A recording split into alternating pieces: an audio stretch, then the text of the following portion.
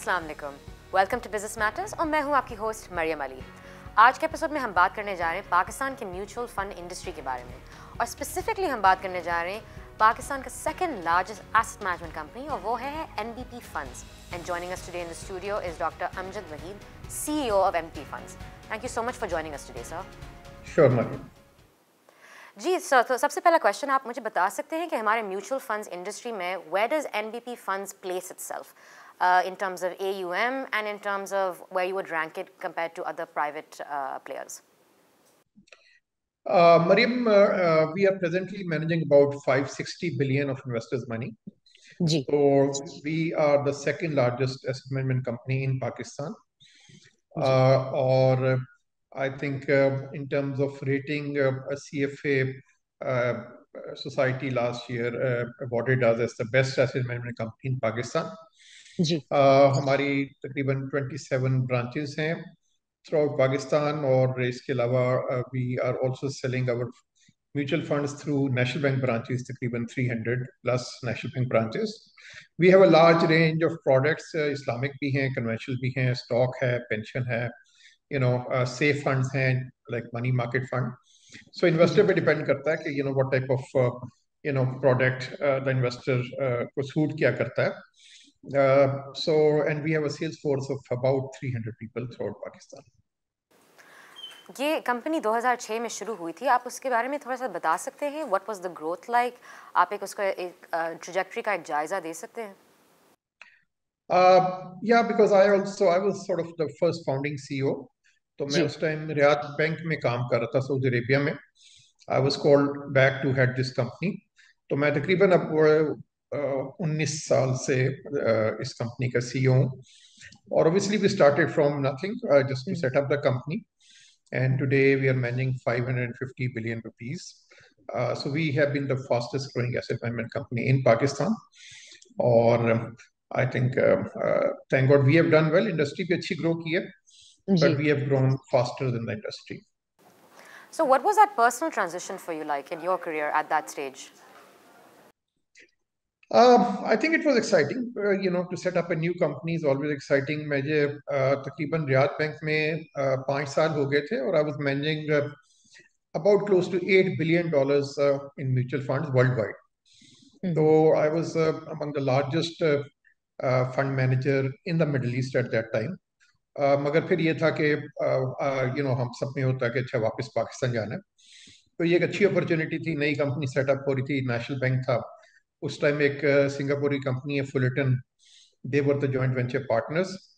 और बाद में फिर कुछ सालों के बाद फुलटन ने अपनी शेयर होल्डिंग बाल्टूरो को बेच दी, which is another private equity firm out of Mauritius. तो हमारी मेजॉरिटी शेयर होल्डिंग तो नेशनल बैंक के पास है और फिर इसके अलावा बाल्टूरो owns a significant portion, and then about 10% is with the management. तो जैसे आपने मेंशन किया है that the majority shareholding is with National Bank. तो what is the impact of being majority government owned or National Bank owned? देखिए, we are subsidiary of National Bank. हमारे board पे 3 लोग नेशनल बैंक से हैं, senior executives हैं, और 2 लोग बाल्टूरो से हैं, 2 डायरेक्टर्स, और फिर 3 इंडिपेंडेंट डायरेक्टर्स हैं, एंड देन माई सेल्फ। तो आई थिंक नेशनल बैंक का एक काफी रिकग्नाइजेबल नेम है over the last since I think Pakistan was created. तो उससे एक कंफर्ट आता है जब लोगों ने अपना पैसा किसी को देना होता है, इन्वेस्ट करना होता है, तो सबसे पहले उनको कंफर्ट चाहिए कि कोई ऐसा इदारा है जो ट्रस्ट वर्दी है, कोई उनका पैसा लेके भाग नहीं जाएगा।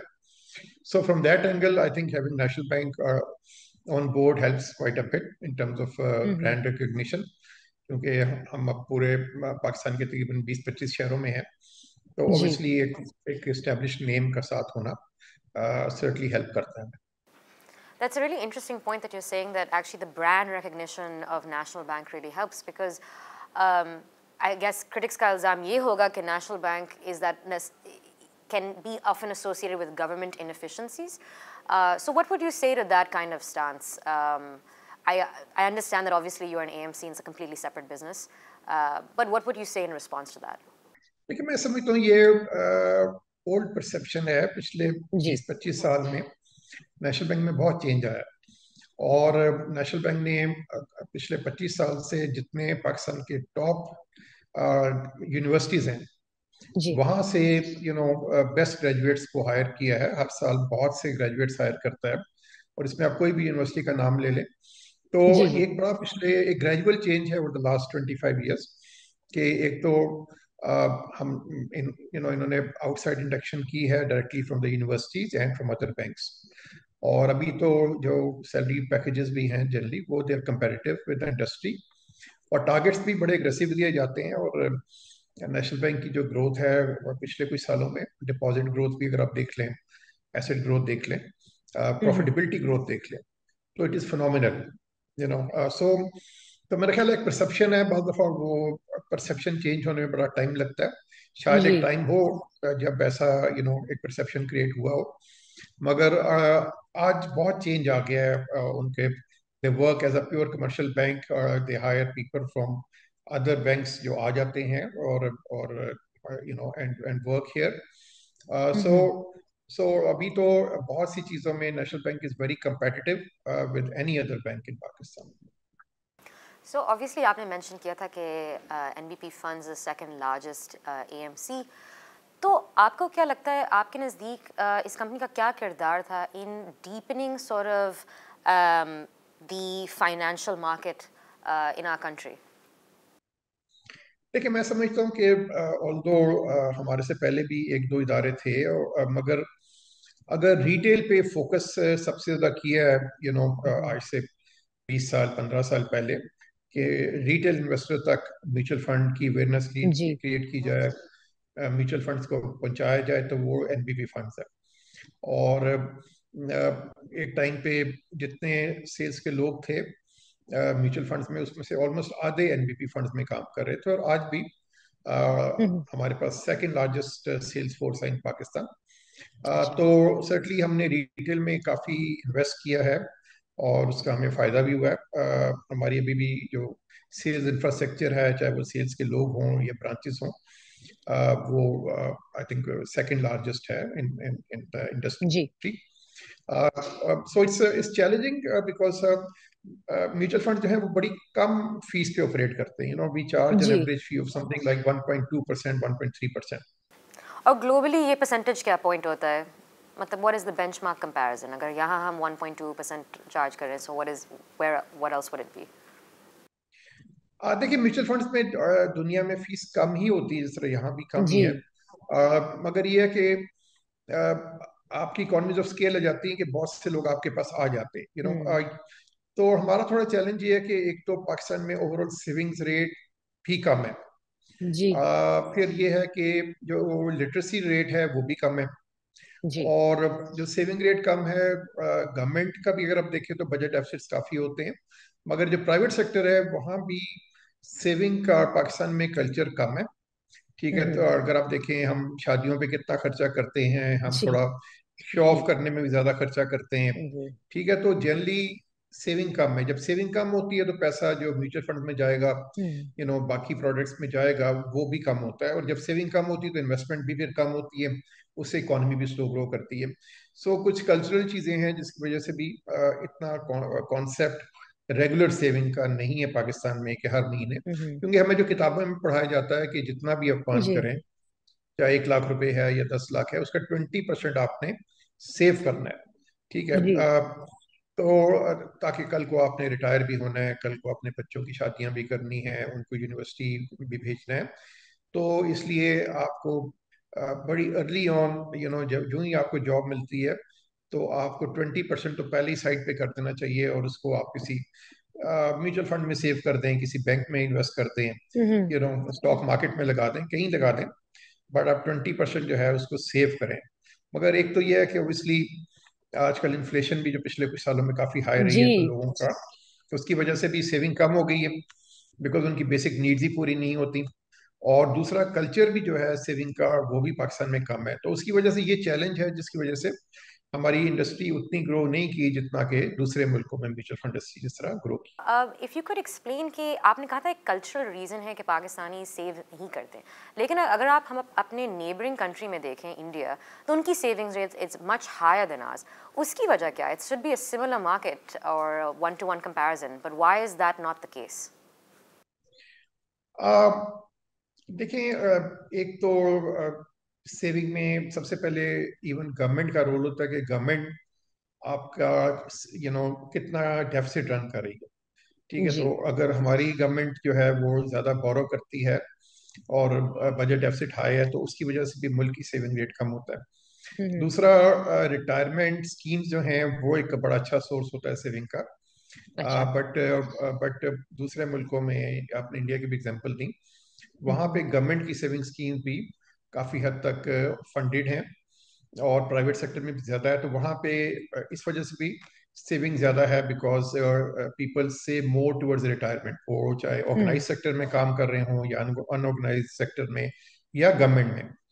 ठीक है, यहाँ भी फॉर एग्जांपल गवर्नमेंट जो है वो जो अपने एम्प्लॉयज़ हैं उनका उन्होंने हम्म। कोई फंड क्रिएट नहीं किया जहाँ पे हर साल कुछ ना कुछ पैसे वो अलग रख दें कि हम्म। जी जब ये लोग रिटायर होंगे तो हम उसमें से कवर करेंगे।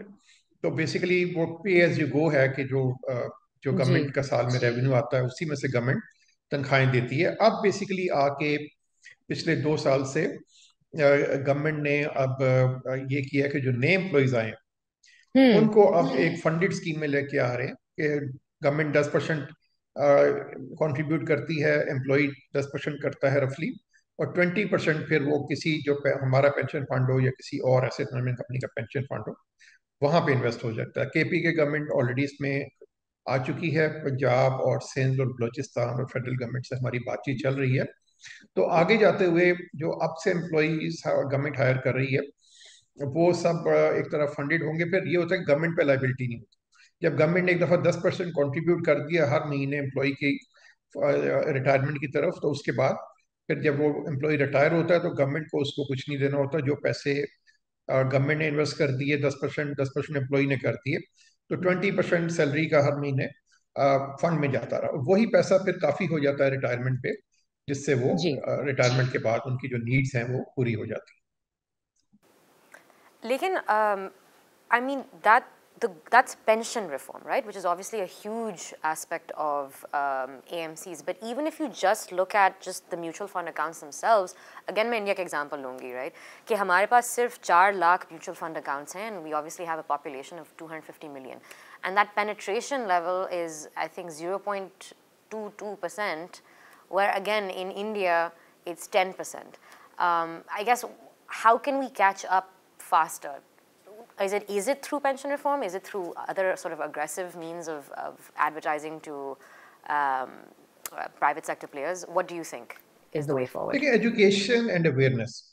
जी। मैं जब अमेरिका में था तो कुछ हमारी यूनिवर्सिटी में मेरे क्लास फेलोज इंडियंस भी थे। जी। हम लोग में थोड़ा शो ऑफ करने का, ज्यादा अच्छी गाड़ी लेंगे हम अपनी इनकम के हिसाब से, ज्यादा अच्छे कपड़े पहनेंगे, तो ज्यादा हम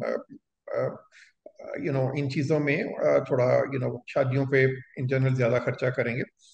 तो थोड़ा सा हमारे कल्चर में ये जो कंजम्पशन है उसका ज्यादा ट्रेंड जी। है, सेविंग का ट्रेंड कम है।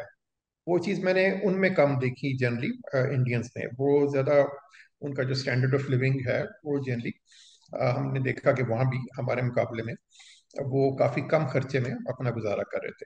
तो ये हम्म। कल्चरल चीज है थोड़ी सी आई गेस, मगर इसके अलावा बहुत से और फैक्टर्स भी आ जाते हैं और उसमें एजुकेशन का बड़ा रोल है। ठीक है, जी। इंडिया में तकरीबन 100 मिलियन इन्वेस्टर्स हैं जो हर महीने अपनी इनकम से, तनख्वाह में से कुछ पैसे निकाल के और म्यूचुअल फंड में इन्वेस्ट करते हैं। पाकिस्तान में हम्म। शायद इस तरह के 1 लाख भी नहीं होंगे। तो जी। वो एक एजुकेशन का है, अवेयरनेस और एजुकेशन क्रिएट करना कुछ हमारी जिम्मेदारी भी है, हमारी इंडस्ट्री की, कि हम वो क्रिएट करें। और हम इन्वेस्टर्स को बताते हैं कि देखें, अगर आज आपने बच्चे को यूनिवर्सिटी भेजना है तो अगर आप लाख रुपए महीना भी लगाते हैं तो 4 साल में तकरीबन 50 लाख का खर्चा है। ठीक है, हम्म। और अगर इन्फ्लेशन 10% होगी और आपके बेटे ने या बेटी ने 7-8 साल के बाद यूनिवर्सिटी जाना है तो वो खर्चा 50 लाख नहीं होगा, वो 1 करोड़ होगा।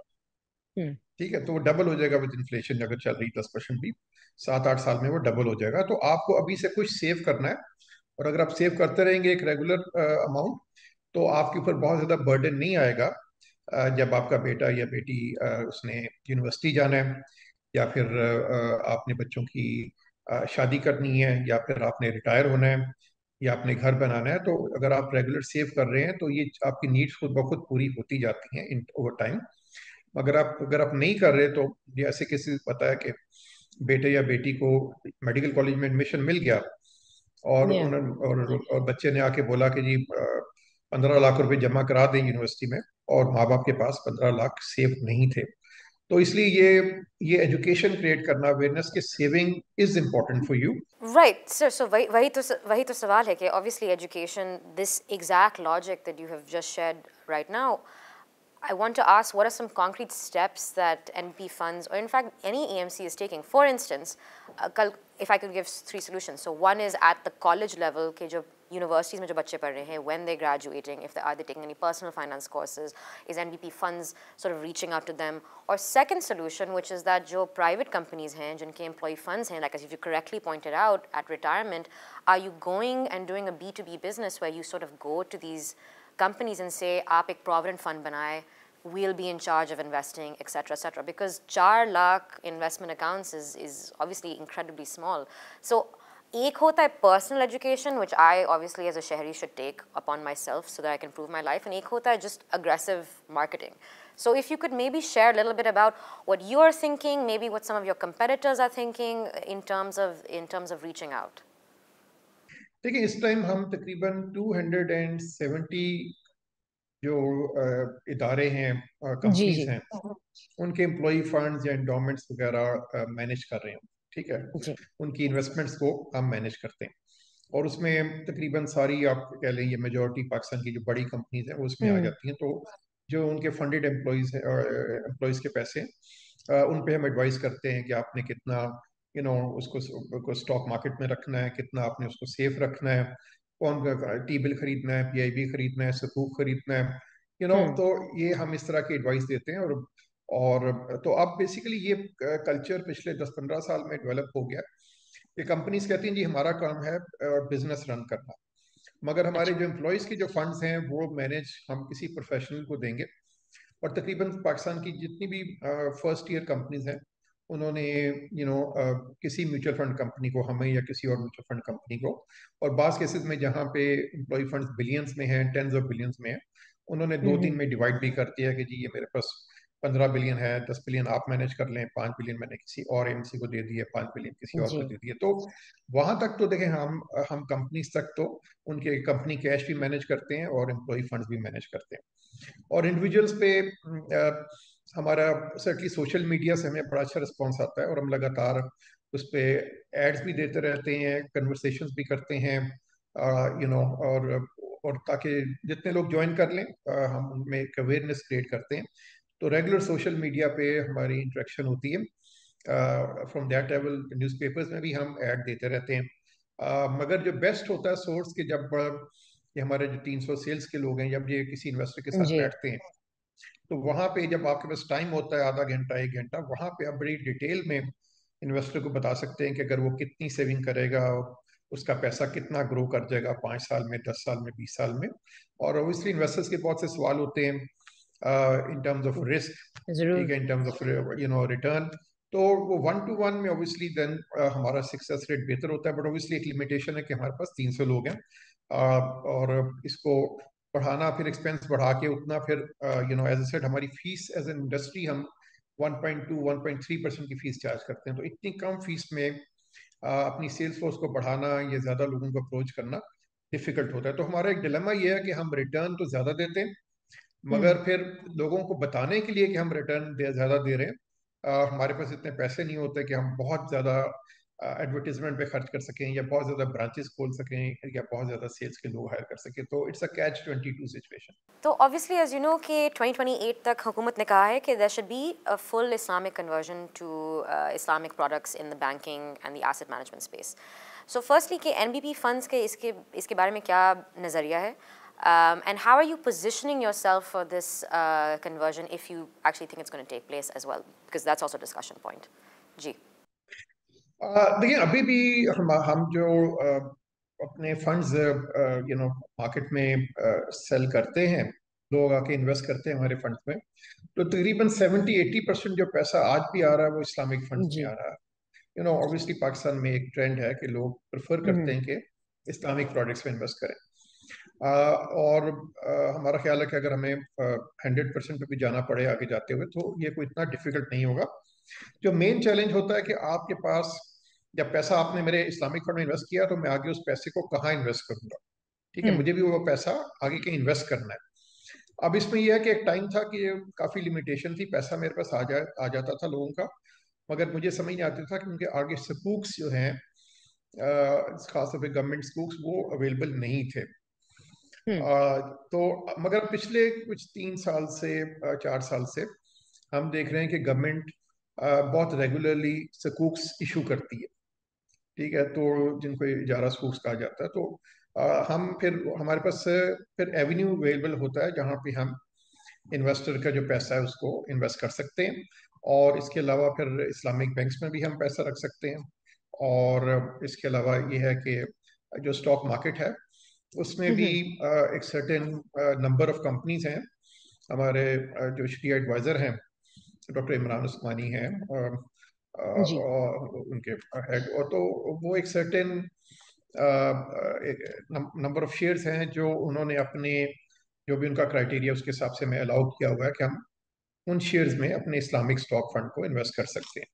तो वहाँ पे हम सिर्फ उन्हीं शेयर्स में इन्वेस्ट करते हैं इस्लामिक स्टॉक फंड में जो ऑलरेडी हमारे शरिया एडवाइजर्स ने अप्रूव किए हुए हैं। तो सो बेसिकली वी फील के एक अच्छी प्रोबेबिलिटी है कि अगले कुछ सालों में जो इंडस्ट्री है वो फुली या 80% या 90% इस्लामिक एवेन्यूज में मूव हो जाए। And do you also see marketing moving towards that way? Do you also see an organic demand for those products as well? I know that you've already mentioned, but have you seen a shift in the last few years? Certainly demand तो ऐसा कि अगर आप 10 सम investor से बात करते हैं तो उसमें से 7 से 8 की प्रेफरेंस है कि हमें इस्लामिक ही जाना है। ठीक है, तो सर्टनली डिमांड तो है। और आप देख रहे हैं कि जो इस्लामिक बैंक्स हैं वहाँ भी ग्रोथ काफ़ी ज़्यादा है। और जो हमारे पास जो हमारे भी जो इस्लामिक प्रोडक्ट्स हैं वहाँ पे सेल 70-80% जो हमारी डिमांड आती है वहीं आती है। तो सर्टनली डिमांड भी है, बट फिर वो जब पैसा आता है आपको इन्वेस्ट करना है। तो अभी तो सप्लाई भी आ रही है क्योंकि गवर्नमेंट स्कूक्स रेगुलर इशू कर रही है, तो हमारे लिए इजी है। और अगर इसके अलावा इस्लामिक बैंक से हैं वहाँ पे भी पैसा रख सकते हैं। और जो हमारा इस्लामिक स्टॉक फंड है एक काफ़ी अच्छा बड़ा यूनिवर्स है जो हमारे पास अवेलेबल है, जिसमें हम वो पैसा इन्वेस्ट कर सकते हैं। So moving towards digital conversion, so obviously अभी भी जब आपको एक investor account खोलना है, so you have to do a lot of paperwork. आपके physical signatures होते हैं, you have to often sometimes go in person in meeting and do the paperwork. तो आपको क्या लगता है कि obviously ये frictionless कब होगा? When will this entire process become entirely automated? What do you think? देखिए, जब इन्वेस्टर को लेके आते हैं तो फर्स्ट टाइम तो पेपर वर्क होता है, बट उसके बाद फिर हम इन्वेस्टर को मोबाइल ऐप के थ्रू भी वो पैसे अपने निकाल भी सकता है, किसी और फंड में भी ट्रांसफर कर सकता है और किसी थर्ड पार्टी को पेमेंट भी कर सकता है। तो हम व्हाट्सएप के थ्रू भी इन्वेस्टर ये काम कर सकता है, मोबाइल ऐप के थ्रू भी कर सकता है, हमारे वेबसाइट पे भी जाके कर सकता है। तो बेसिकली हमारी फिर उसके बाद जो 80% ट्रांजेक्शन होती हैं वो डिजिटल हो जाती हैं। तो फर्स्ट टाइम तो जब हम इन्वेस्टर को लेके आते हैं तो सर्टली जो रिक्वायरमेंट्स हैं, हमारी रेगुलेटरी रिक्वायरमेंट्स है, उसके बेस पे भी एक certain amount of paper work चाहिए। बट उसके बाद फिर एक दफ़ा इन्वेस्टर जब हम ऑन बोर्ड हो जाता है और अगर वो इन्वेस्टर थोड़ा सा डिजिटल सेवी है, वो हमारे मोबाइल ऐप पे जाके उसके थ्रू ऑपरेट कर सकता है। और व्हाट्सएप के थ्रू भी विद इन मिनट्स जो पैसा है वो हमारे फंड से निकल के और इन्वेस्टर के बैंक में ट्रांसफर हो जाता है। तो अगर आपको हम ज़्यादा अच्छा रिटर्न दे रहे हैं वर्सेस लेट्स से बैंक, तो आप पैसा हमारे पास रख सकती हैं। और जब आपको पैसे चाहिए तो अगर आप व्हाट्सएप पे जाके हमें इंस्ट्रक्शन देगी तो विद इन मिनट्स पैसा हमारे अकाउंट से निकल के आपके बैंक अकाउंट में चला जाएगा। after the first pain point, most transactions are in fact digital. लेकिन अगर आप zooming out a bit, अगर आप policy space में हैं, so आपके नज़दीक what regulatory requirements should change and what regulatory requirements would you actually bring in?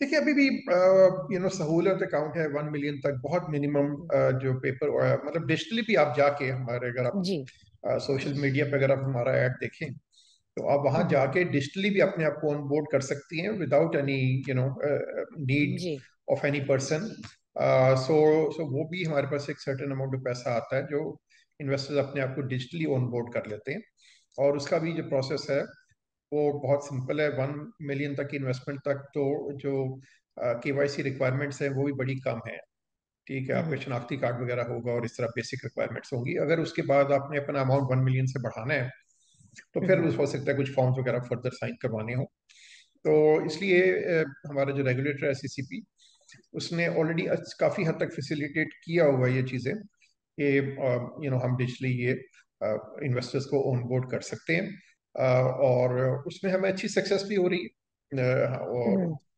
वो हमारा जो बिजनेस है डिजिटल बिजनेस वो काफ़ी तेज़ी से ग्रो कर रहा है पिछले 3-4 साल से क्योंकि लोगों में जितनी अवेयरनेस बढ़ रही है और लोग डिजिटल चैनल्स पे जा रहे हैं तो उतना हमारा वो बिजनेस उसी स्पीड पे ग्रो कर रहा है So अगर again अगर कोई policy reform हो, what would that look like? If you were if you were not the CEO of NBP Funds, if you were in charge of if you were in charge of SECP.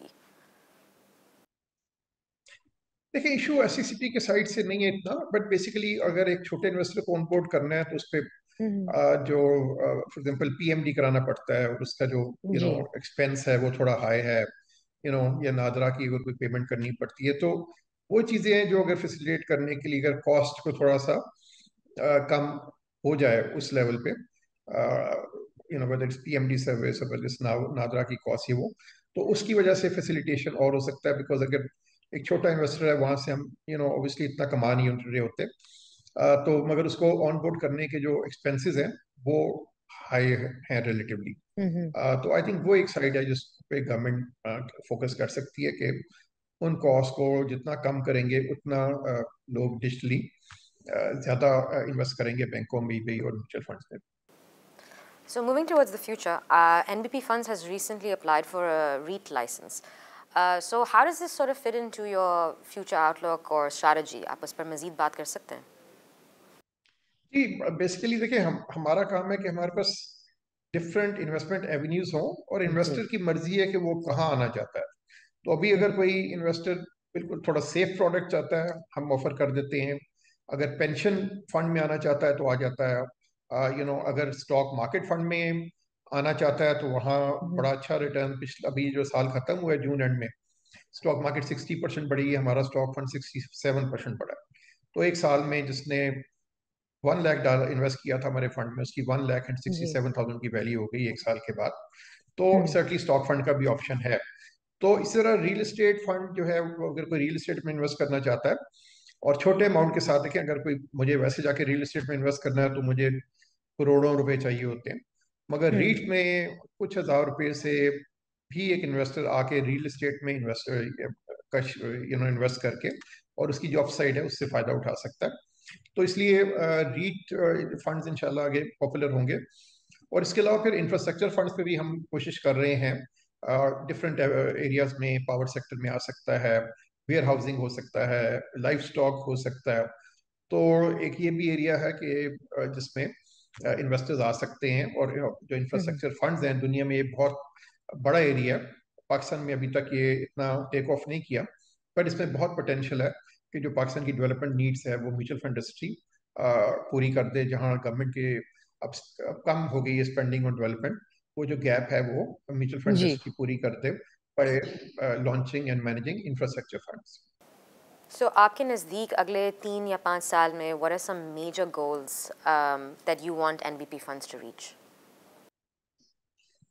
देखिए सबसे पहले तो यही है कि बहुत कम investor हैं पाकिस्तान में म्यूचुअल फंड इंडस्ट्री में और हमें इसको बढ़ाना है. हमें मैक्सिमम लोगों को लेके आना है टुवर्ड्स म्यूचुअल फंड. और जितना लोगों में अवेयरनेस होगा कि म्यूचुअल फंड का फायदा है इनकी फीस कम है इनकी रिटर्न बेहतर है इनकी सर्विसेज अच्छी हैं उतना लोग आएंगे जब वो पैसा आएगा तो फिर आगे उसको इन्वेस्ट करना रियल एस्टेट में, इंफ्रास्ट्रक्चर प्रोजेक्ट्स में, स्टॉक मार्केट में। जब ये इन्वेस्टमेंट्स होती हैं तो इससे मुल्क की इकोनॉमी ग्रो करती है। ठीक है, तो जितना लोग सेविंग बढ़ाएंगे थ्रू म्यूचुअल फंड्स, उतना वो पैसा आगे हम जब इन्वेस्ट करेंगे तो उन लोगों को तो एक सर्टेन रिटर्न मिलना है उसके ऊपर, मगर इसका ओवरऑल फायदा मुल्क को भी होता है कि जब इन्वेस्टमेंट जितनी ग्रो करेगी उतना मुल्क का जो इकोनॉमिक ग्रोथ रेट है वो ऊपर जाएगा और मुल्क तरक्की करेगा। Thank you so much for your insight, sir. Business matters के इस एपिसोड में शामिल होने के लिए शुक्रिया। A big thank you to our guests for joining us today, and join us next week as we continue to uncover Pakistan's business landscape. तब तक के लिए खुदा हाफिज।